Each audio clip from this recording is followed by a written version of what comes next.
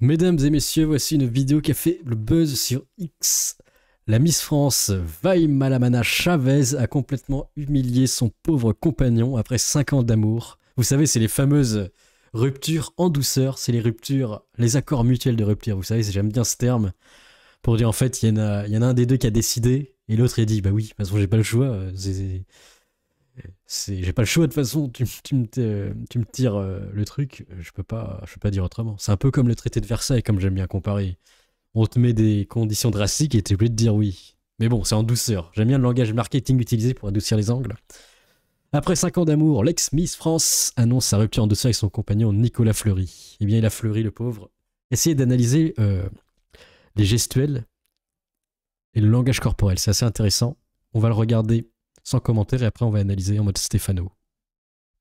Je ne savais pas comment vous dire. On a quelque chose d'important à vous annoncer. Après 5 ans d'amour, de partage, De rire, Nico et moi Vaille et moi, avons décidé d'entamer une nouvelle étape de notre relation. la séparation.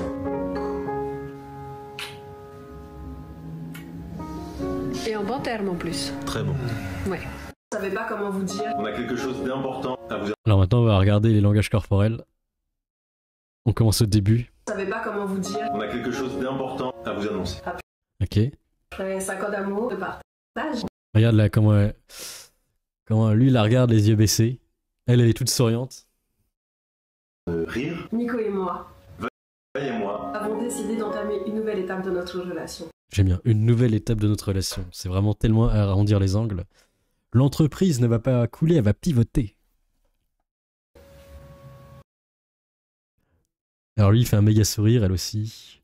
Mais regardez, là, ça se joue pas dans le sourire, parce que le sourire, tout le monde peut le faire, mais c'est surtout dans le regard. Tu vois, le regard, c'est plus dur à changer. Regarde la différence de regard. Lui, on sent qu'il est passionné, elle les regarde en mode ouais, bah oui, c'est fini. Et alors, tu vas faire quoi? la séparation. Là, la séparation. La gueule.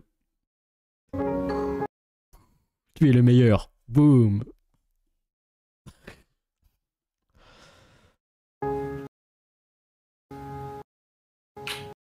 Le bisou.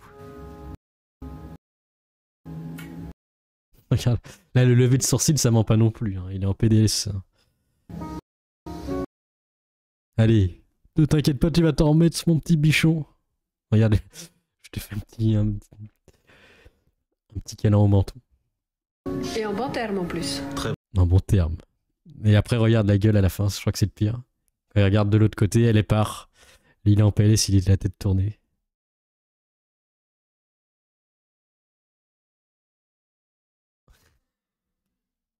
Tu sens qu'il a pas envie d'être là. Après 5 ans, t'imagines? Alors j'imagine pas après 10 ans, après 15 ans, après 20 ans, ça doit faire mal. Ah, il y a les gens dans les commentaires. Stéphane Edouard. Ou goûter la version longue de ce kékifillage. En bon terme, non, seul l'avenir nous le dira MDR. C'est un mec super sympa en plus, Nico. Ça fait trop de la peine.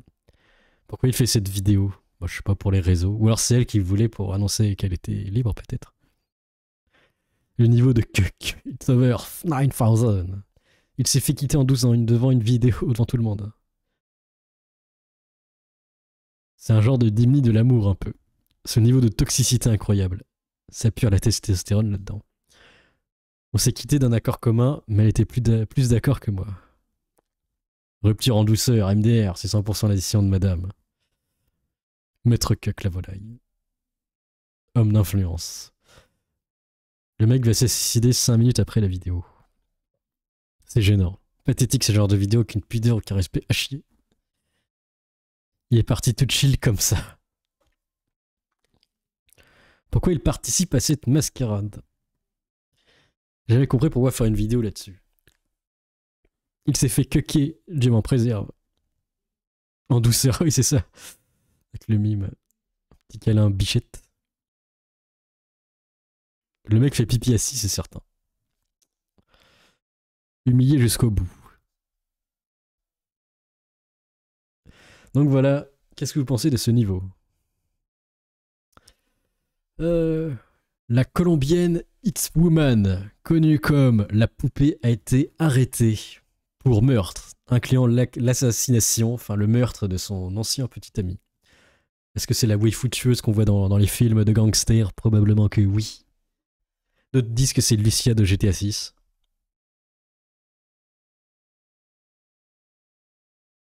Hitwoman. Donc elle a tué plein de monde apparemment, c'était la gangster.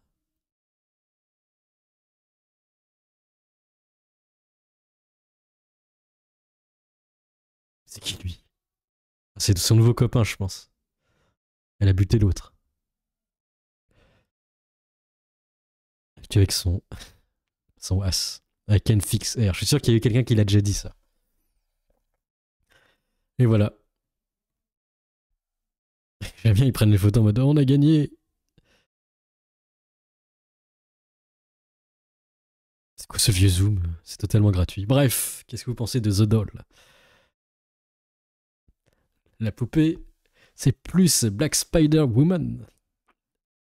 Elle a une tête evil, les yeux démoniaques. LOL. I can fix her, voilà. Les gens pas originaux qui répondent des trucs. On vous a vu. C'est fou. T'es mal, regarde. C'est dangereux d'être son petit ami. Surtout la première fois. Moi, j'aurais peur. Mélenchon se fait briser par Gilles Boulot.